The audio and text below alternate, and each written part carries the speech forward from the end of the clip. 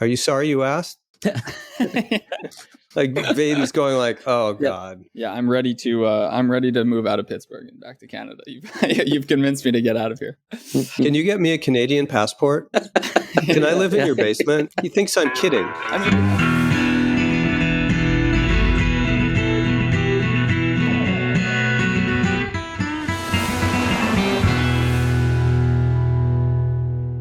So we are joined by Jonathan Rauch, who is Senior Fellow in Governance Studies program at the Brookings Institution, contributing writer at The Atlantic, and author of 8 books, if I counted correctly.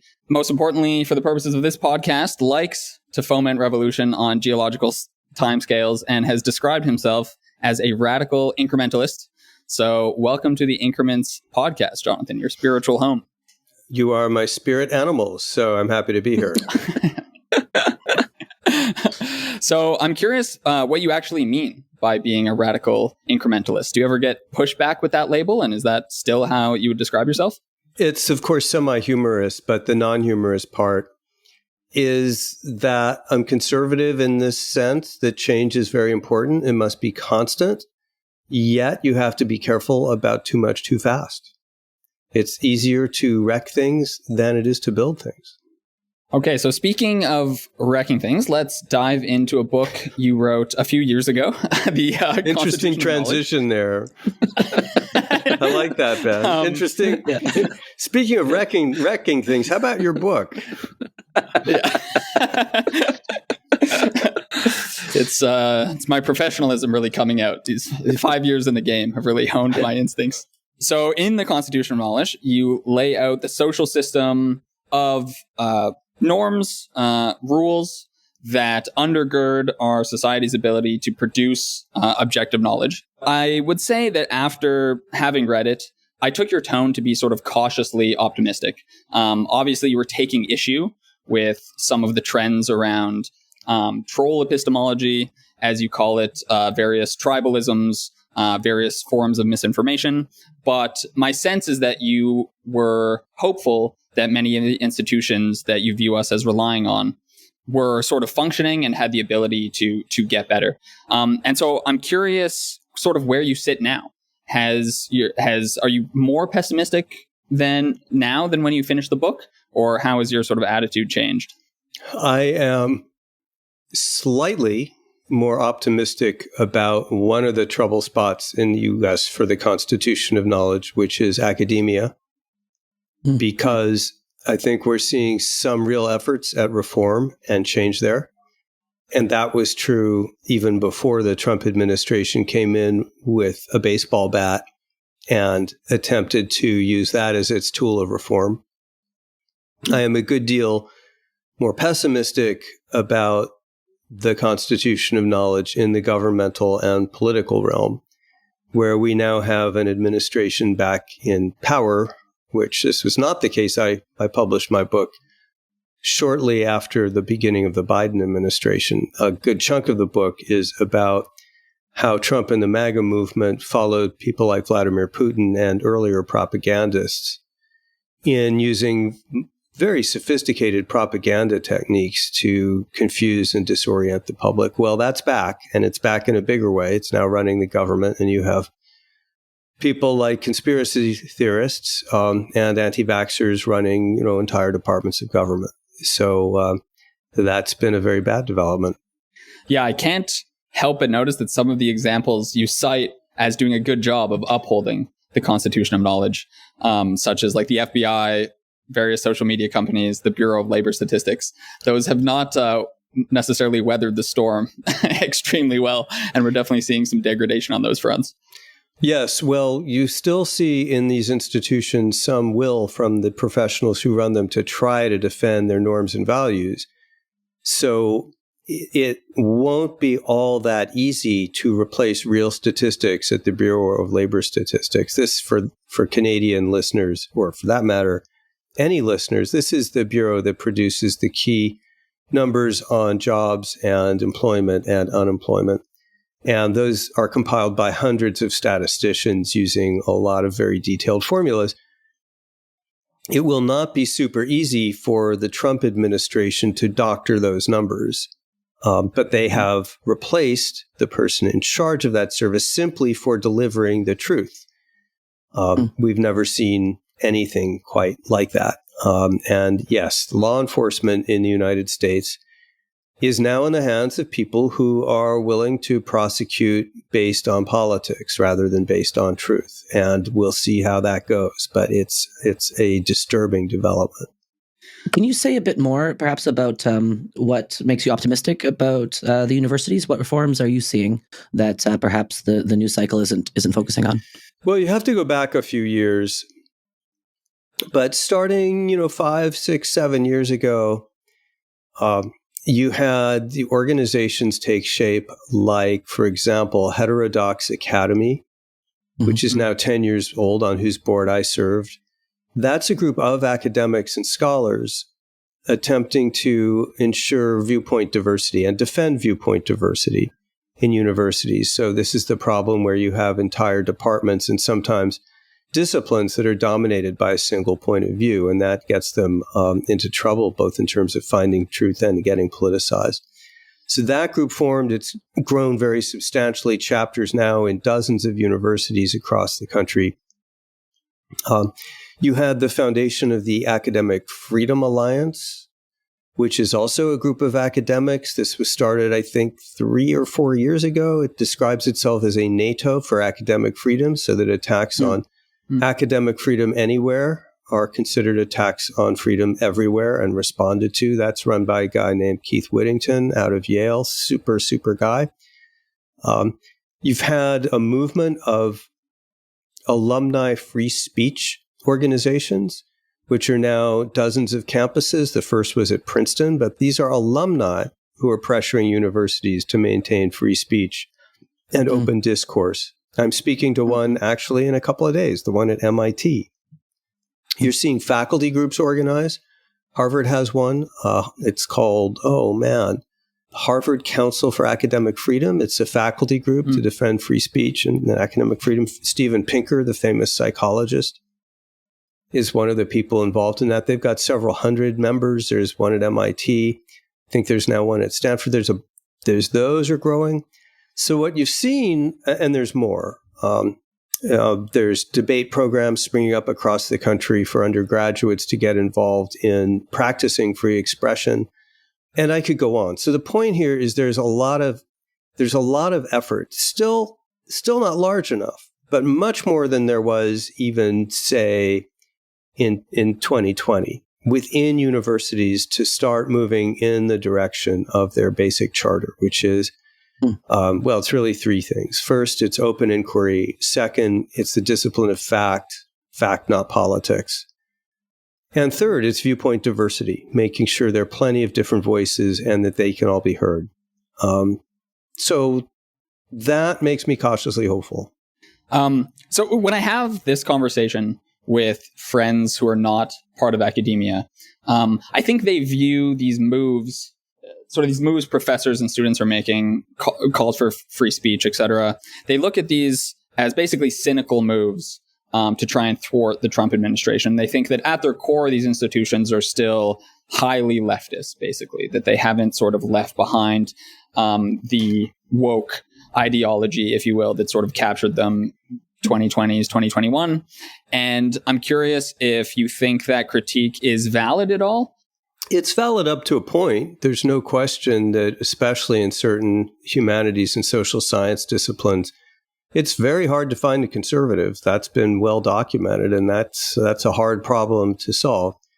And I think it's also true. I oppose and deplore the Trump administration's illegal methods to make universities comply. I don't think that's about free speech or open discourse. I think that's about an administration that wants to dominate the cultural commanding heights.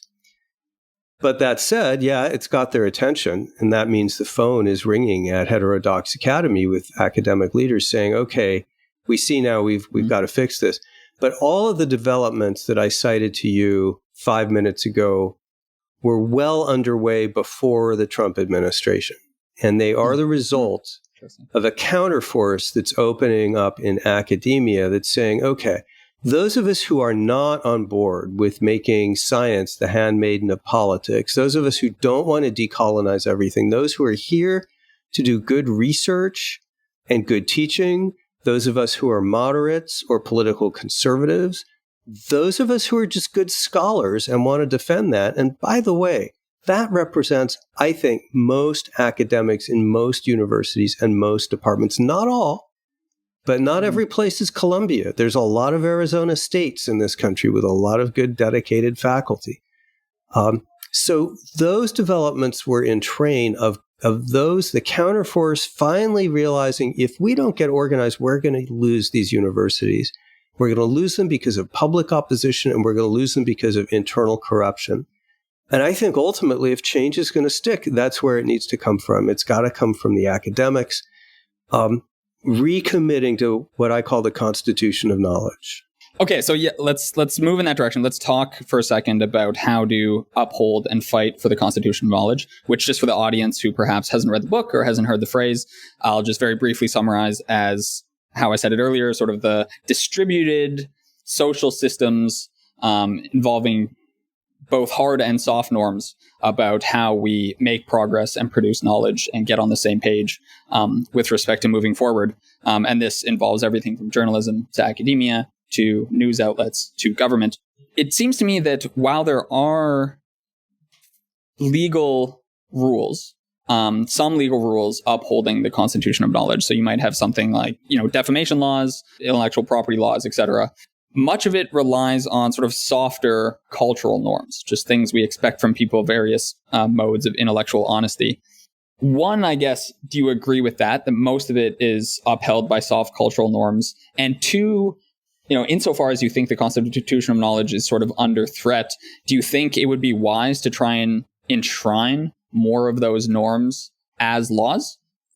For the most part, especially in journalism and academia, the rules, norms, and institutions that define how we produce objective knowledge and settle disagreements in a peaceful, productive way, that's the constitution of knowledge, is just that. It's norms, it's rules, they're professional rules, they're binding on your profession. Like if you're a biologist, you won't be promoted or even taken seriously professionally if you walk into class and start teaching, creationism. So they're binding in that sense, but no, they don't have the force of law, of government. No one's going to get put in jail for being a bad scientist, and I hope that remains the case. The two exceptions to that are, the one major exception to that is the U.S. government and other free governments, but the one I know the most about is the U.S. government, where we have something called the Administrative Procedures Act, which was put in place right after World War II. And among the other things that does is put in laws that require the government to make its policy and regulatory decisions based on demonstrable facts. And it has a series of steps the government has to go through to show a factual basis for regulating. And that's super important because otherwise the government can just make stuff up and pass regulations to do absolutely anything to anyone. And if the government does make stuff up or does cut corners on facts, people can take it to court and a court will say, guess what, government, you can't do that. It's not based in fact. So that's a law that does constrain the government and keep it bound to facts. The government is very much part of the constitution of knowledge, the reality-based community, because it is just absolutely full of agencies and departments that do things like gather statistics, everything from the weather to agricultural production, the aforementioned labor markets. It's also full of law enforcement, which absolutely must be fact-based and is, of course, fact-finding. So, yes, you do have laws in that important place to govern the people who have the power of law. Elsewhere, you do not, and that's very important because you don't want politicians running science. It's always a disaster when they try. So one subject that didn't come up in the Constitution of Knowledge that was actually one of the impetus to reach out to you in the first place was Popper's idea of the paradox of tolerance. And so I know you're familiar with this, but just to set it up briefly for the audience, I'll just quote Popper directly. So the paradox of tolerance is that unlimited tolerance must lead to the disappearance of tolerance. So if we extend unlimited tolerance even to those who are intolerant, if we're not prepared to defend a tolerant society against the onslaught of intolerance, then the tolerant will be destroyed and tolerance along with them. And so this is something I've been thinking a lot about recently after the re-election of Trump, because it seems like empirically, Michelle Obama's line that when they go low, we go high has failed. And that in order to win this fight against intolerance, some strategies such as ones that Gavin Newsom is pursuing in California or variations of it may need to be adopted. And so my question is, how much should we liberals be prepared to violate liberal principles in order to defend liberalism? Or maybe more specifically, what strategies, if any, do you think that Democrats should adopt for MAGA in order to fight MAGA? Well, that's a bunch of big questions, isn't it? How much time do you have? So that's everything from the paradox of toleration and principle to current politics right now in the United States in our ongoing crisis. How to break that down. So on the big principle question, in the United States, at least, we have an answer to the paradox of toleration, and it is a stable, well-understood framework that we call First Amendment law. And it gives very broad remit for free speech, including intolerant free speech. I'm perfectly free to say, you guys should be thrown in jail for that dumb thing that you just said. And I can't be imprisoned for that. But there are also limits on that. Those limits are well defined and they're well understood, and they include things like securities fraud and true threat and incitement to immediate violence. They're pretty narrow, but what they turn out to work extremely well. And so that's how we've settled the paradox of toleration. We tolerate a lot, but not quite everything. We draw some lines. And we know from empirical experience that this has been a good system, at least in our country. It's not perfect.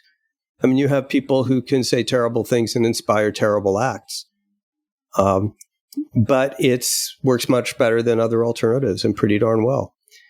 So a very different question is what kind of fix we're in the United States politically.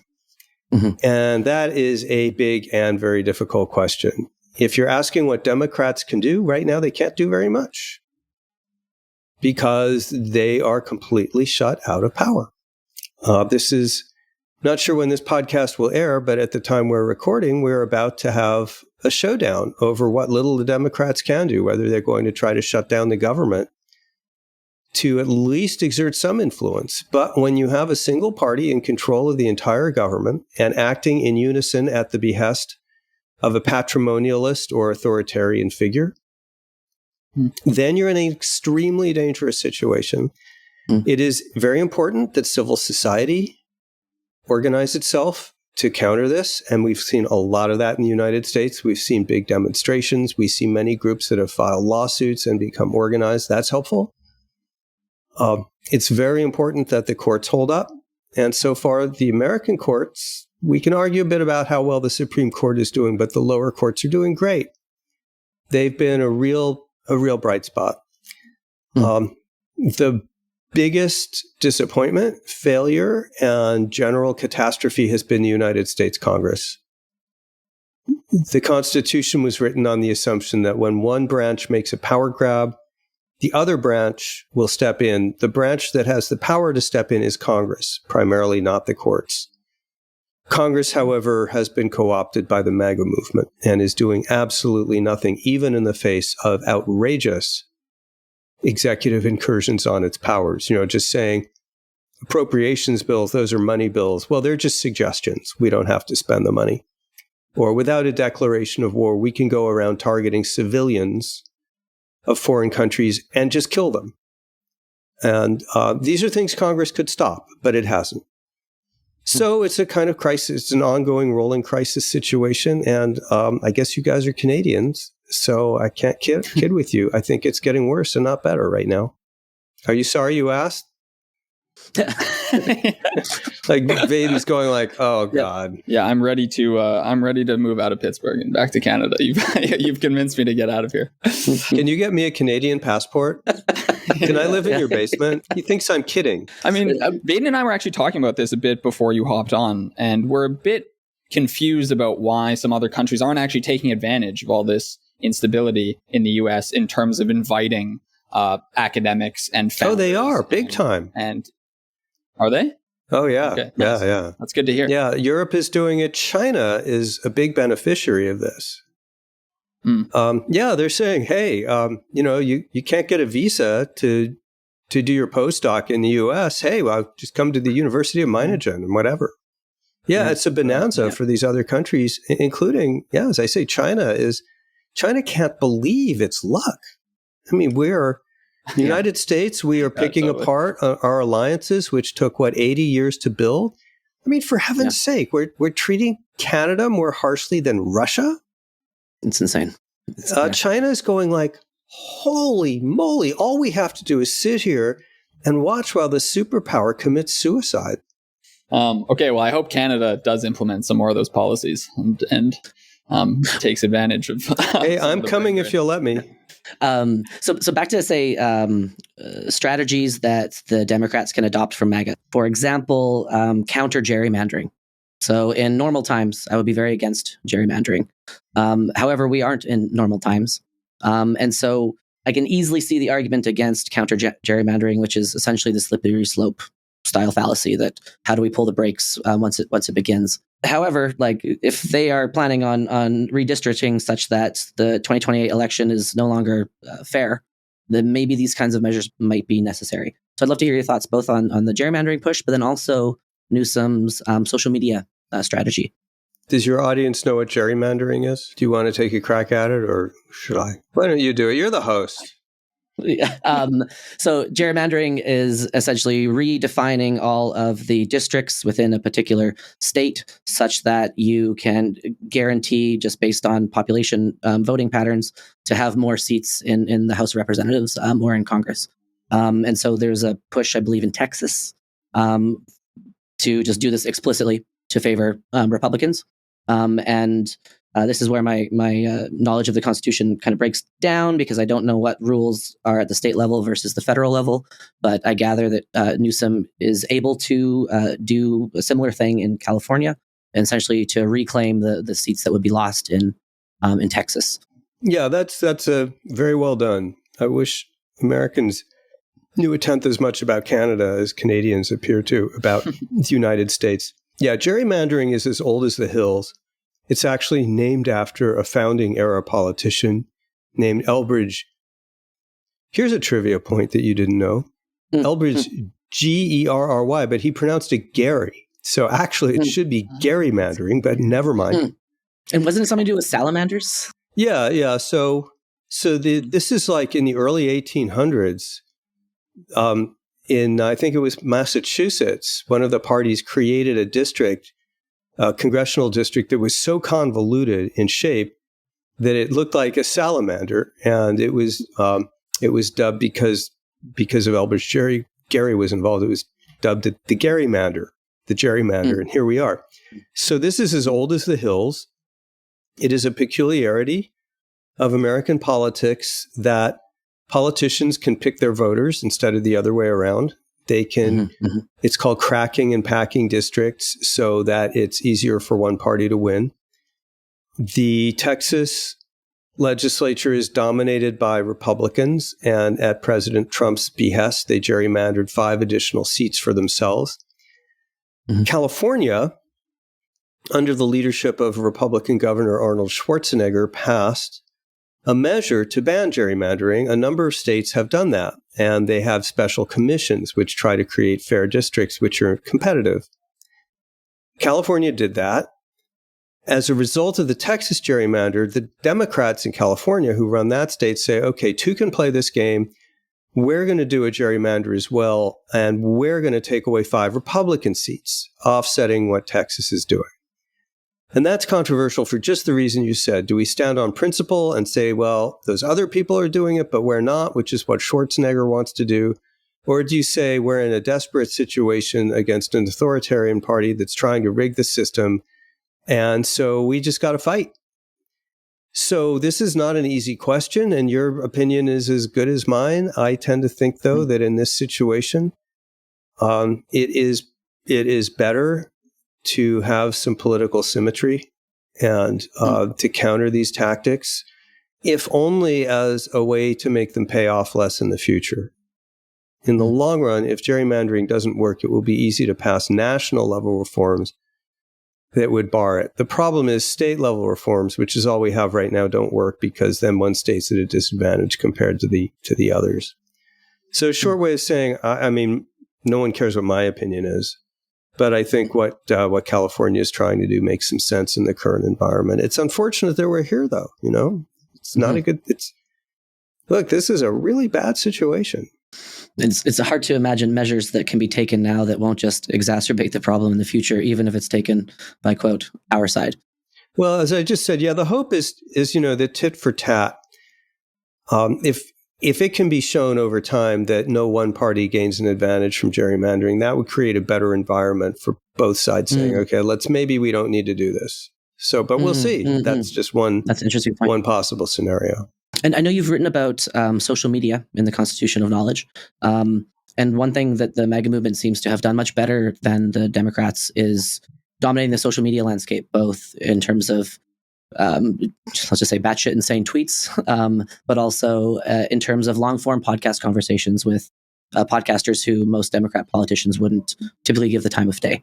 And it seems to me that Democrats need to do much more social media outreach, while recognizing that social media itself is potentially part of the problem that we're facing here. So I'm just curious if you have any thoughts on, let's say, smart social media strategy that the Democrats could employ in this current environment.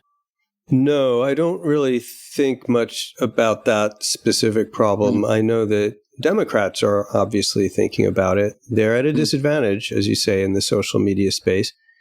They're at an advantage in the legacy media space, though significantly less so since Fox News came along. It's I guess arguably legacy because it's broadcast TV. But Democrats haven't cracked that code yet. Yeah, I've seen some positive signs, like going to, quote, the manosphere. I think Fareed Zakaria was on a Manosphere podcast recently and talking very basic constitutional principles, but it was to a new audience, and an audience that I think desperately needs to hear some of this information. So I'd love to pivot the conversation slightly and move to your most recent book, Cross Purposes, Christianity's Broken Bargain with Democracy, which just occurs to me now that cross purposes has a dual meaning, which I like. And so this is on the theme of tolerating intolerance. So I'm in a bit of a strange place with this book because after finishing it, I wasn't entirely persuaded by the argument, but yet I still wanted to succeed, which is an interesting place. That is interesting. Are you a person of faith? No, I'm a person of Sam Harris atheist. So I'm very much your former self. How about Ben? I'm the same. Yeah, I was brought up in the Protestant church and then left when I was done playing the drums in the band, and in college, and haven't looked back since. No, that was junior high sort of thing. So probably about 14 or 15, I stopped going to church altogether. And what type of church was it? It was just like a local Protestant, very low key church. But my parents were never incredibly devout. Are you also a Sam Harris atheist? Yeah, I've basically fallen that camp, the annoying Reddit atheist who now the phase about of yelling at people online and in person has left me, which is good. But I still hold those convictions quite firmly, I would say. Well, I too am a Sam Harris atheist in terms of believing that God is a myth and that all religion is a myth and that supernaturalism is superstition. But I come out in a I think quite different place about the both the value of religion, and my book is specifically about Christianity and the things that Christianity is right about that you don't have to be a supernaturalist to believe are true and that support liberal democracy. So I wind up thinking what we need is more Christianity, not less, but it should be the Christianity of Jesus, not the Christianity of MAGA. Yeah, so that's super interesting. So I was going to summarize the thesis of your book to see if I got it, but perhaps this is just it's a better opportunity for you to maybe say to our audience what the main thesis is, and then we can go into maybe what I liked about the book and my few criticisms of it to hear your responses. Well, that was it. So, like practically everyone at Brookings, which is the think tank in Washington where I work, I am thinking about what went wrong that opened the door in the United States of America, and by the way, also Britain and Germany and France and Italy and Poland and Hungary and to the kind of populist authoritarianism we're seeing. And one of the causes is that when people search for meaning now, they look to politics to give them that. And politics is not about a search for meaning in life. It's supposed to be about getting along together by compromising, making deals, and figuring stuff out in a pragmatic way. So when politics gets invested with good and evil, and every election is the apocalyptic end of the world for whoever loses, you wind up getting in a situation where it becomes really almost impossible to govern the country. So the thesis of my book is that America is becoming ungovernable in significant part because Christianity is failing.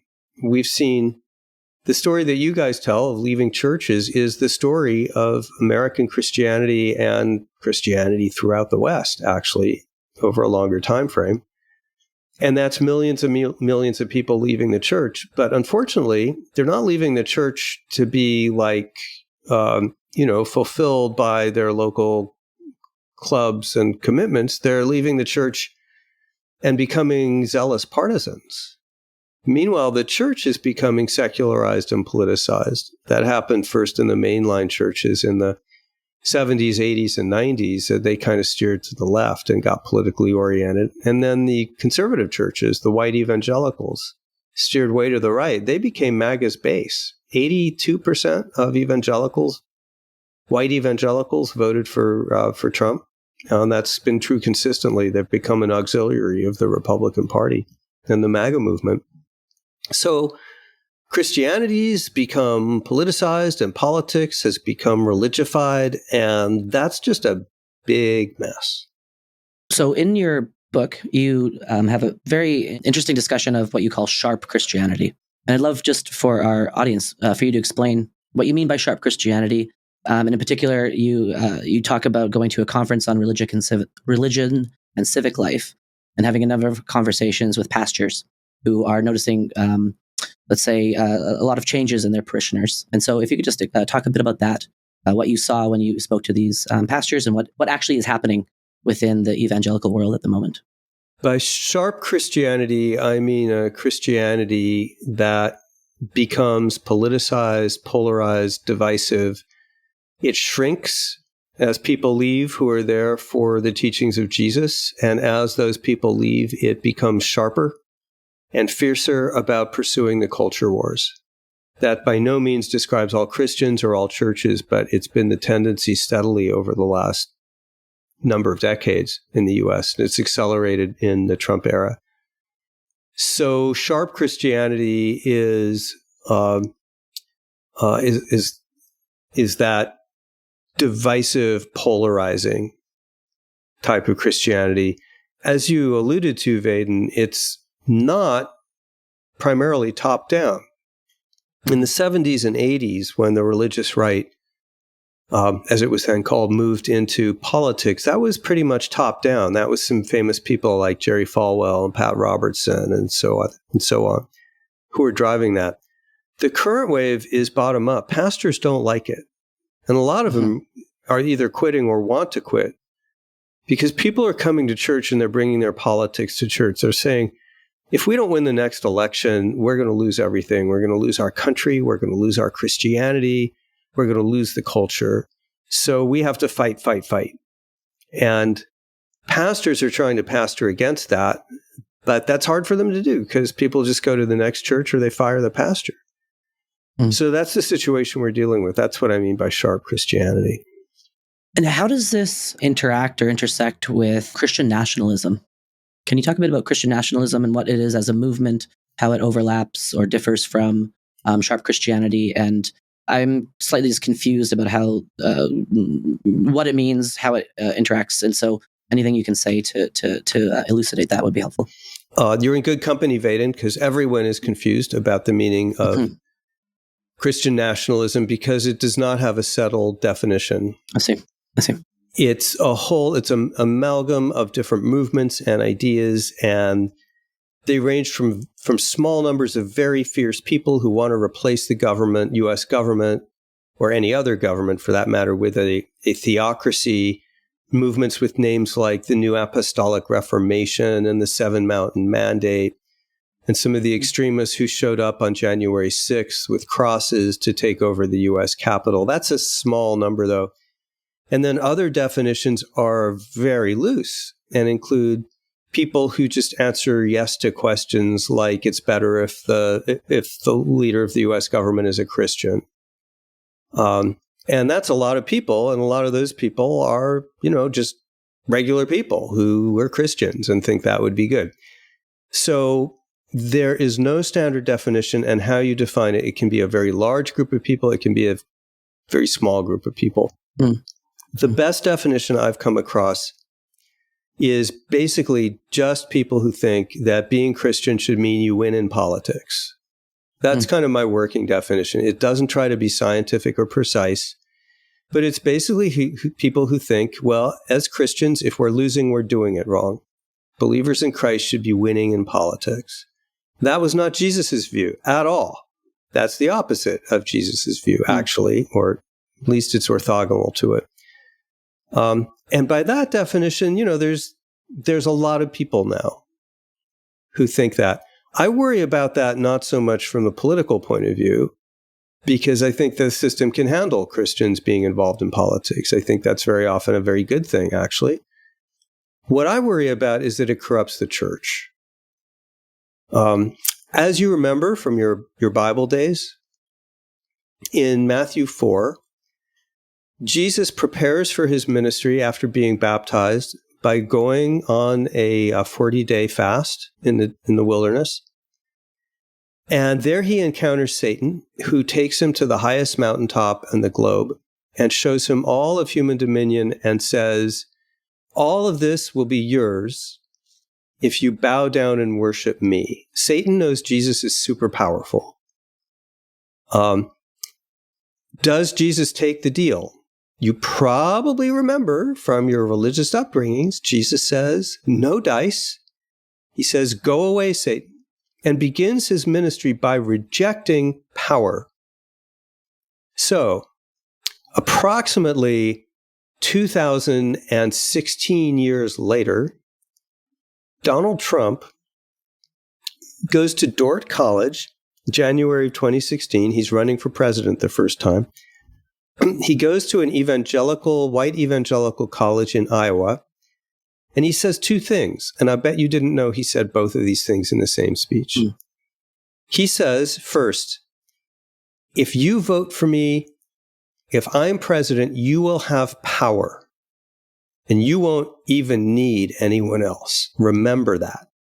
It's not an exact quote, but it's very close. In that same speech, a little while later, he says, my supporters are so loyal, I could shoot someone on Fifth Avenue and they would still support me. What's he doing there? I bet you didn't know those two things were from the same speech. He's making a proposition. He's telling white evangelicalism, I will give you power if you give me absolute loyalty. Now, we know from our Bibles what the right answer to that is supposed to be for Christians. But when Christians exchange Christ for power, as I think a lot of them have in the U.S., the church gets corrupted. People leave the church. We're in the mess we're in now. So what I really like about the book, what I like about the thesis is that it seems like it's a genuine attempt at depolarization and building bridges. Compared to writing another book about how bad polarization is in the United States. When I completed the book, it felt like you are making a genuine attempt at doing that. You're saying to the militant atheists, please lay down your arms, focus on coalition building, because essentially we have a much bigger threat, which is the rise of authoritarianism.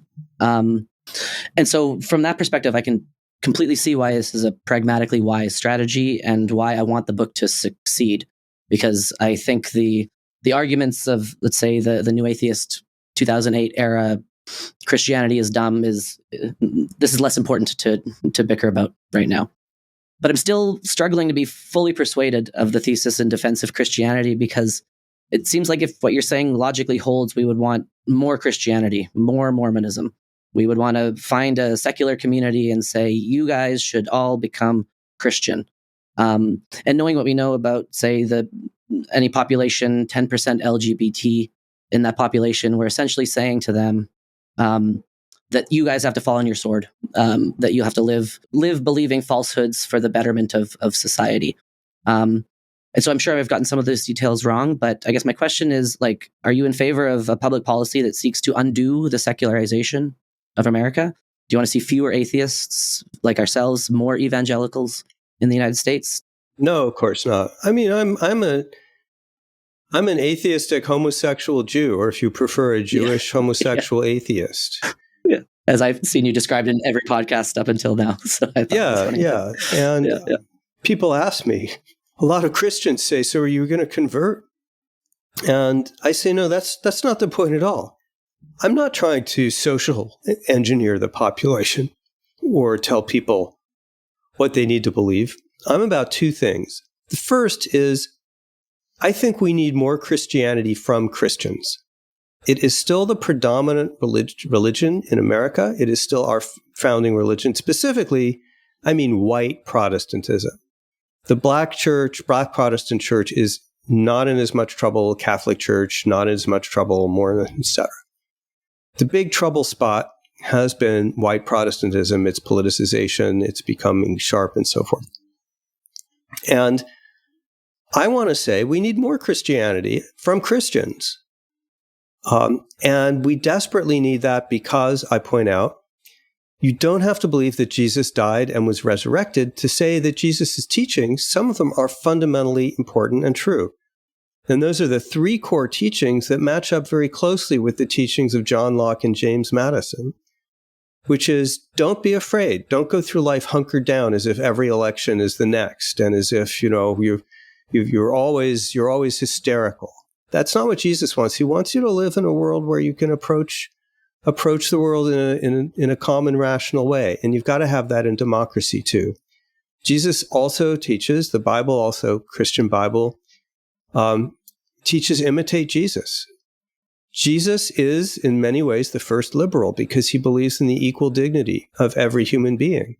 He consorts with prostitutes and beggars. Those are his people. And he's saying, they're your equals. Be kind to them. Be civil to them. That's also core liberal doctrine. That's Madison. That's Locke. That's the founding fathers, which is everyone is born free and equal. That's a radical idea. We get that, liberalism, to a large extent from Christianity. The third thing that Christianity teaches is forgive each other. And that directly maps onto the doctrine of,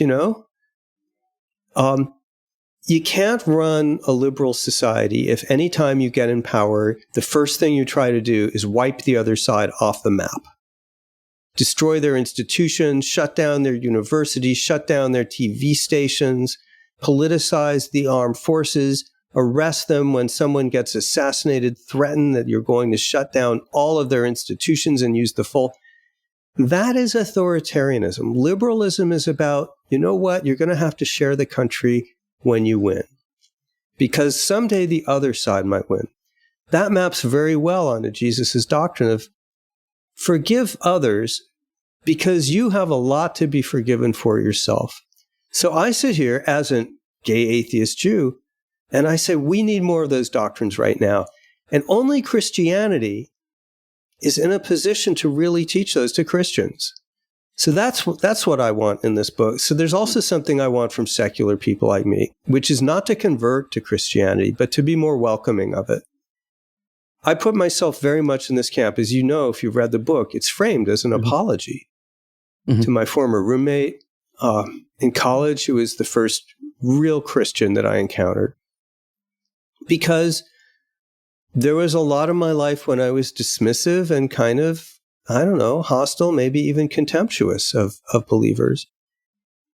Getting acquainted with real Christians, the people who really try to model themselves on the teachings of Christ, convinced me that although I'm not a believer, there's something important and special about what they're doing. And we secular liberals, even if we don't believe and can't believe, that's fine. But let's be welcoming to people of faith in our institutions. Let's not just ask when we do, DEI or whatever, are people of color or women welcome here? Let's ask, are people of faith welcome here? Let's express openness and curiosity to our Christian friends and neighbors. A lot of Christians are in the closet at work because they think telling people that they go to church sounds kind of weird. I know people who've said that to me. And it's not that we secular liberals mean them any harm. It's just we swim in secular waters. And a lot of us just kind of assume we don't need this God nonsense. Well, guess what? It's time for us to make room in our lives to be welcoming and curious to that quote unquote God nonsense. So that's what the book is saying. But how do we atheists walk the line between being welcoming to, let's just say, true Christianity or the true teachings of Jesus, while also being critical of sharp Christianity and critical of Christian nationalism? Because I would want to come partially from the, say, Hitchens or Harris lens, which is that one of the things that Christianity teaches amongst the three that you mentioned, it teaches it almost via the vehicle of hero worship. Worship this central figure. This central figure will handle all your problems, model yourself after this figure. And that to me seems quite dangerous, to teach these lessons via the vehicle of hero worship. And it doesn't surprise me too much that a Trumpian figure can co-opt that if we're anchoring our values into some higher person. Well, of course, it matters who your hero is. Jesus is quite a different proposition than, say, Donald Trump, or many of the people who operate in the name of Jesus. So there's something to that. I would argue that secular Americans, atheists, do their own kind of, so the word you're looking for, I think, is idolatry.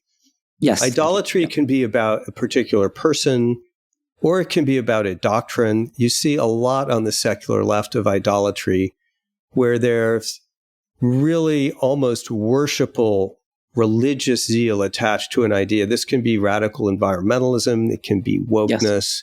It can be stuff like, vegetarian, all these things which they elevate to a status where people in our group, we don't even question that. If you question that, you're not one of us. You're a bad person. So actually, idolatry, though it's a religious term, it's a pretty good word. So I think what you're saying is idolatry is always dangerous. And I agree with that. That's super important. Guess who else agrees with that? Jesus Christ and standard Christian doctrine. I can play you a tape, I have it, of a pastor friend preaching just a couple months ago against idolatry. He's saying to his Christian flock, too many of us Christians idolize money. We idolize success. We idolize, wait for it, politics. He's preaching against that because Christianity is a scriptural religion. It's not just about one figure, whether that's a particular pastor or a particular president. It's about the actual propositions that Jesus and Paul taught. And what I'm interested, the reason I say my book is about Christianity and not just religion. I'm not telling everyone, go out and be religious. I'm saying go out and understand Christianity and encourage Christians to be more Christian, is because if you read the Gospels and the letters of Paul, you find some very important and constructive doctrines in them. And I'm saying those doctrines, that's what needs to be brought forward, not the hero worship of any particular idol. Does that convince you at all? any more than 10 minutes ago? It convinces me in the sense that you're essentially saying, and please correct me if I got this wrong, that idolatry is here to stay. We can't get rid of idolatry. And while atheists like ourselves may be able to, let's say, idolize the Constitution, idolize certain historical norms, Christians have a opportunity to go back to worship the founding teachings of Jesus, and you're trying to channel their tendency to hero worship towards something which is not only benign but positively constructive in defending the liberal society. Yeah, that's about right. And a Christian would say, and do say, they're against idolatry in all its forms, and they would say Jesus preached against idolatry, and that Christianity is scripturally based. But something I try to do in my book, Vaden, is Christians don't care what I think. But I quote lots of actual Christians, people who are very deeply steeped in the Bible, people like Russell Moore, Tim Keller, who's a dedicatee of the book. And these are the Christians who are warning in flashing red lights. They are warning Christian world, we are sinking into political idolatry. And it's those Christian voices who especially need to be elevated and heard. And I just want to flag another thing that you said that I found quite persuasive and that did help to understand the thesis a bit more, which is prior to this conversation, if I was to be in a conversation with let's say a Christian nationalist or let's say a sharp Christian, I think my line of critique would be along the atheist line, the Hitchens, what you believe, there's no evidence for it kind of line. But what you're saying is I should much more channel that critique to be more return to Jesus's true teachings.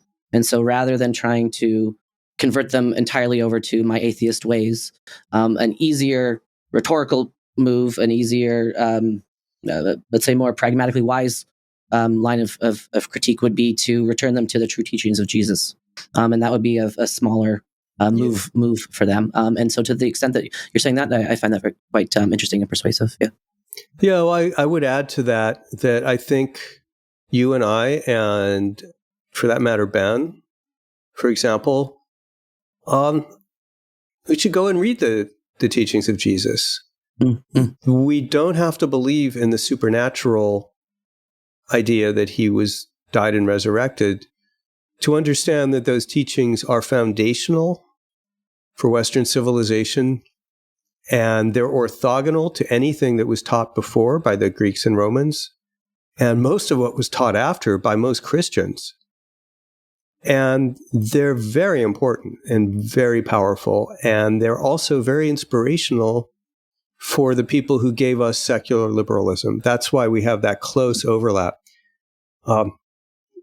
Jesus is a whole heck of a lot closer to James Madison than to MAGA.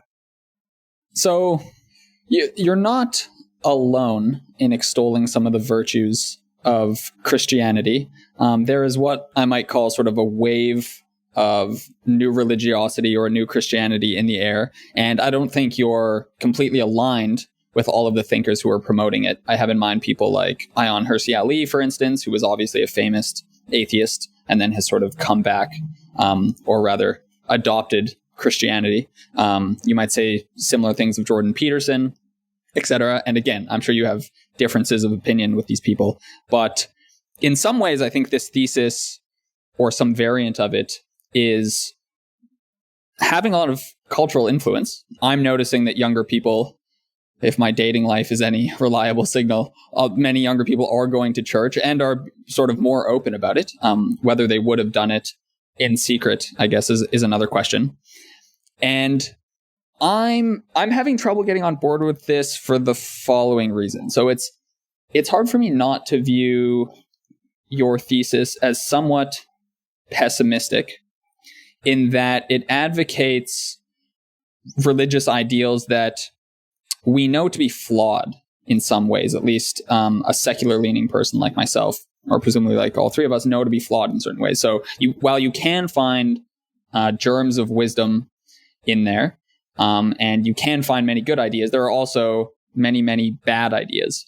And I think I have enough of the optimism of a Steven Pinker or a David Deutsch or a Hans Rosling in me to say that why should we not aspire to society-wide adoption of ideas that are good, that have the good elements of religiosity, or Christianity in particular in this case, but shed the bad elements, shed the bad ideas. And you might just argue that, well, sort of the Christian or religious tool is the only one we have right now. So there's a pragmatic reason to adopt Christianity if the alternative is just becoming extremely, extremely political. But I'm curious what you do with that. Like, do you think the end goal of a society should be harmonize, like some harmony between the religious factions and the secular factions? Or do you view this as sort of a tool that we need to wield right now to cure society of some of its ills? But, you know, as a secular person, you view sort of the ultimate end state of a society as being like, okay, let's adopt secular versions of these ideas that don't have us advocating for horrible treatment of some groups of people, for instance. So I think I'd say the whole question is misframed, because I don't believe that society has or ever should have an end state. I think society is made up of lots of different people of lots of different types. I get more pushback, interestingly, to my book from secular folks, atheists, some agnostics, than I do from Christians, even though my book is much more critical of Christians than it is of atheists. And what they say is a version, I think, of what you just said, which is, so Rauch, aren't you really just in this book throwing in the towel about the idea of ever having a truly secular society that functions well? Aren't you giving up on that dream? And the answer to that is, yeah, I am for now, because we've been trying it for 20 or 30 years, and it's been pretty much an unmitigated disaster. Maybe someday, 100 years in the future, we can get rid of what, Sam Harris or whoever would, what is Dawkins and whoever Richard would Dawkins. say, Richard Dawkins would say is unnecessary superstition. But belief in supernatural forces and religion is possibly the single most prevalent of all human traits. It evolves everywhere in all kinds of different forms, which suggests that it's serving some purpose, whether we like it or not. So we seem to be stuck with it. I was where you were, Ben, 23 years ago. I'm very open about that in the book. I talk about in 2003, I wrote what I call the dumbest thing I ever wrote, which is an article celebrating secularism, saying, hey, Christianity's going away. Isn't that a good thing? Because we'll all get along better in a world without divisive, dogmatic religious ideas. On every dimension, things have gotten worse. Personal dimensions, loneliness, isolation. Some of that is social media. There's lots of reasons: depression, anxiety, loneliness, lack of connectedness.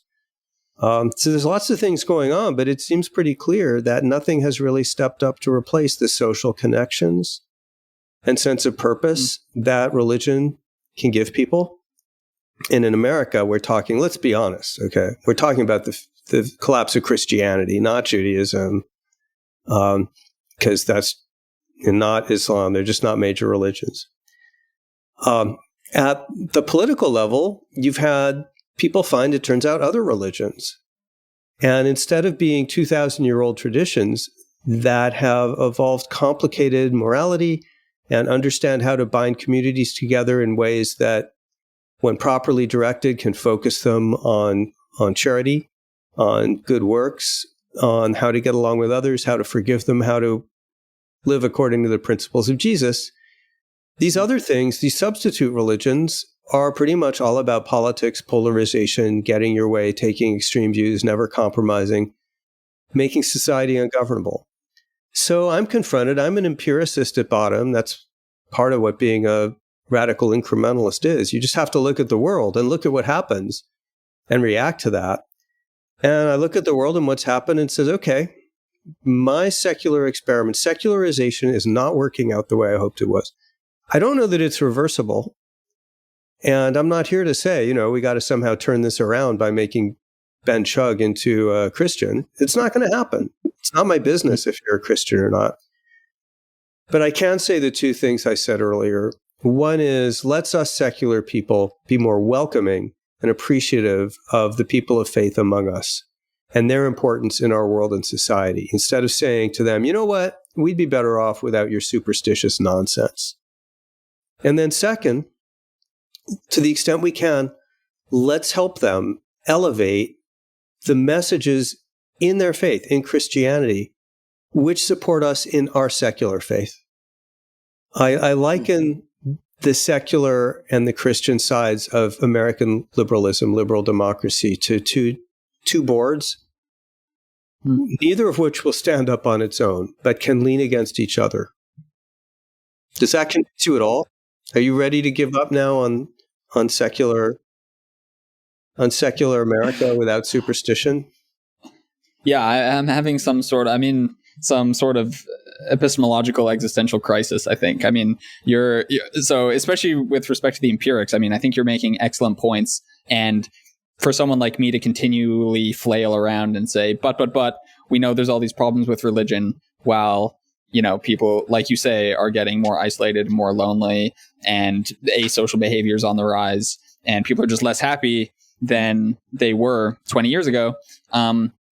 Insofar as all of that empirical data is in, then it just feels so empty for me to just keep continually saying, but we can find something better than religion, but we can do it, because your answer should be, well, what is that thing then? You have to show it to me. And until you show it to me, then I'm going to advocate for a healthier sort of religiosity.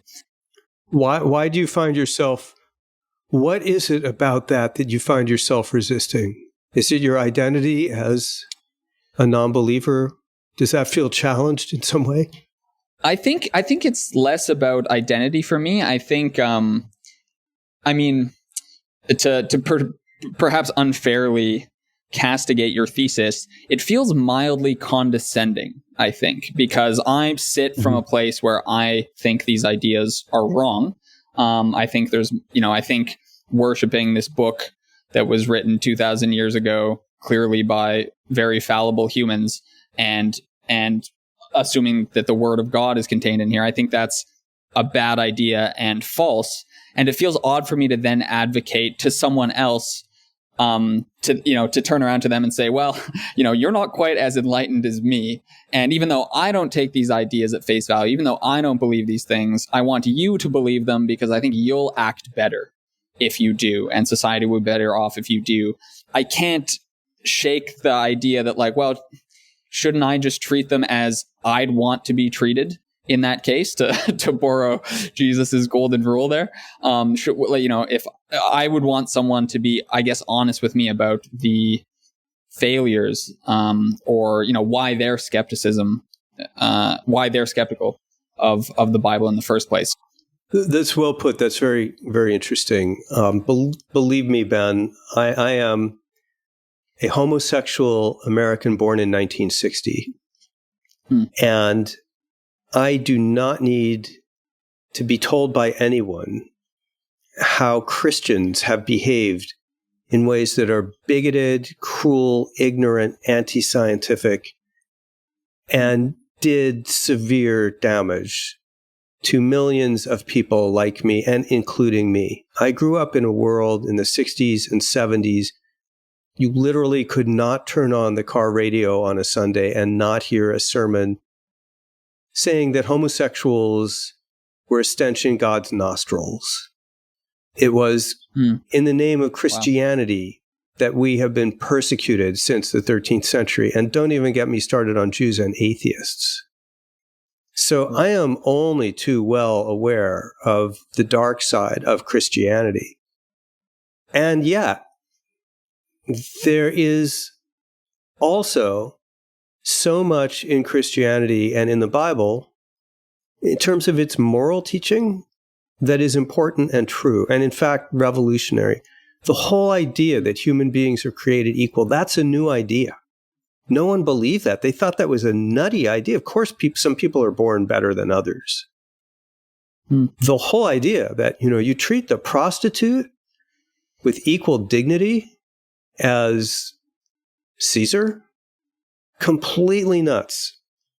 So I guess the only thing that I don't disagree with you about the duty to be as candid and rigorous in our critique of Christianity or any other religion as we would want them to be of our views. But I also think we have a duty to take their teaching seriously enough to also look for what's true in it, and to also look for what we can learn from it, and to understand how those things, because they're true and because they're the basis of modern liberalism, are things that we need. I guess I'm just saying, let's not throw the baby out with the bathwater. There is a baby in there. That seems like a beautiful place to end. That was wonderful. Thank you so much, Jonathan. I just want to give you a brief opportunity to plug anything you're working on or any places that the listener can find you. I post some of my stuff at jonathanrauch.com. And my most recent book is the one we've been talking about. The one before it is The Constitution of Knowledge. The one before that is when you guys get to your late 30s, one of you I think is almost there, you'll want to read my book before that, which is called The Happiness Curve, Why Life Gets Better After 50. But it's really the guidebook for how to survive your 40s. So I do all kinds of things, and you can find me, anyone who wants to, you can find me on Blue Sky. And you can also find me from my website. I have contact information up there, jonathanrauch.com. I'm constantly looking for new heroes to worship, and I have you found can worship me. I can be your idol. yeah. So thank you very much. This has been great. Yes, to be continued. Thanks again, Jonathan. This is great. Thank you.